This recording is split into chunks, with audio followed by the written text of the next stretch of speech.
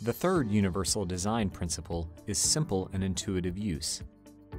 The definition of this principle is the use of the design is easy to understand, regardless of the user's experience, knowledge, language skills, or current concentration level. Simple and intuitive use has 5 guidelines. The first guideline is to eliminate unnecessary complexity. This guideline, when applied, ensures a design has one function rather than multiple. For example, the remote control for Philips Hue light bulbs has 4 buttons, each for a single task.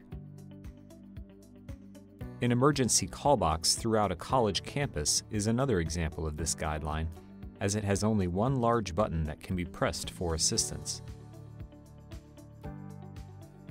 Second, be consistent with use expectations and intuition. Keeping aspects of designs the same is helpful when coming across something new. For example, when driving, expect traffic lights to have the colors green, yellow, and red, and these colors mean the same thing at every intersection: go, slow down, and stop. Another example can be seen in accessibility features across Apple products. These are found in the same location on devices, and some features, like VoiceOver, allow a user the ability to switch between devices and continue tasks.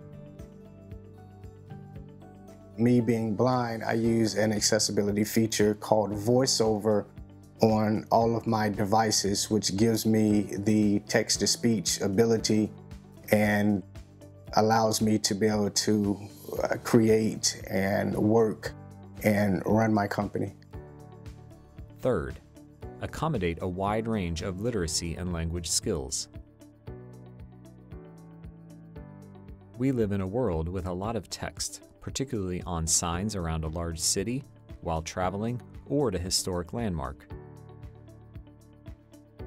By providing information on these signs in multiple languages, users are able to travel and learn information independently. Pictures or icons are more examples of this guideline. The Walgreens Distribution Center in Anderson, South Carolina, has been able to utilize pictures and words to help workers accomplish tasks efficiently.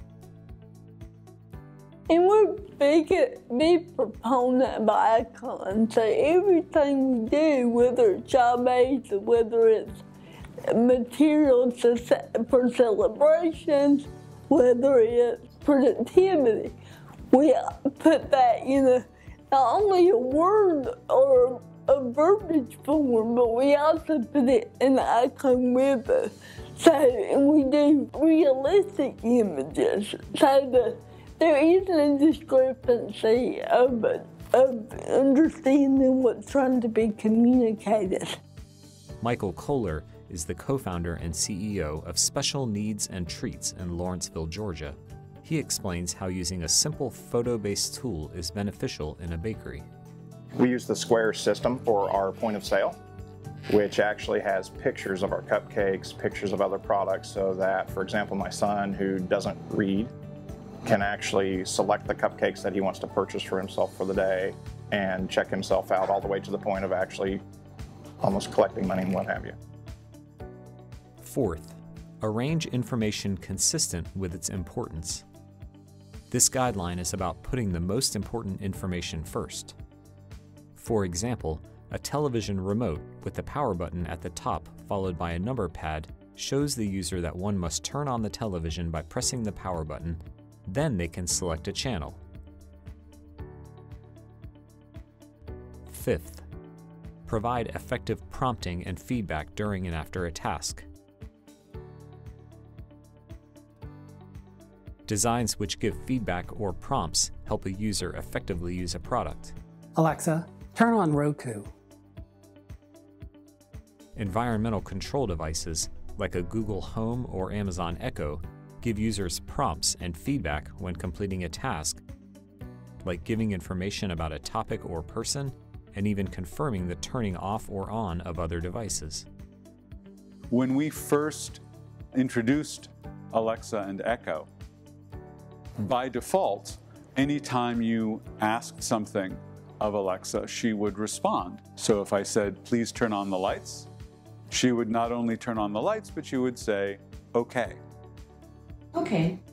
And a number of our customers said, you know, that's superfluous. I see the lights. I don't need the verbosity. I don't need the chatter. But if you are not in the room, if you can't see the lights, if you're asking for something where there isn't always an obvious visual result, that okay is incredibly helpful. The simple and intuitive use principle of universal design ensures all users understand how a design is to be used by maximizing cognitive abilities. By doing so, this principle ensures designs are used simply without overcomplications. This video was produced for the Rehabilitation Engineering Research Center on Technologies to Support Aging in Place for People with Long-Term Disabilities, RERC TechSage, and the Disability Rehabilitation Research Project on Universal Design Practices to Enhance Work Outcomes, DRRP on UD in the Workplace, by the Center for Inclusive Design and Innovation, Georgia Institute of Technology, and Tools for Life, Georgia's Assistive Technology Act program. RERC TechSage and the DRRP on UD in the Workplace are supported by grants 90REGE006 and 90DP0049 from the National Institute on Disability, Independent Living, and Rehabilitation Research, NIDLR. NIDLR is the center within the Administration for Community Living, ACL, Department of Health and Human Services, HHS. The contents of this video do not necessarily represent the policies of NIDLR, ACL, or HHS, and you should not assume endorsement by the federal government. The Principles of Universal Design, copyright 1997, NC State University, the Center for Universal Design, were developed by a national consortium of universal design researchers and practitioners, Betty Rose Connell, Mike Jones, Ron Mace, Jim Muller, Abir Mullick, Elaine Ostroff, John Sanford, Ed Steinfeld, Molly Story, and Greg Vanderheiden. Funding for the project was provided by the National Institute on Disability and Rehabilitation Research, now National Institute on Disability, Independent Living, and Rehabilitation Research, NIDLR.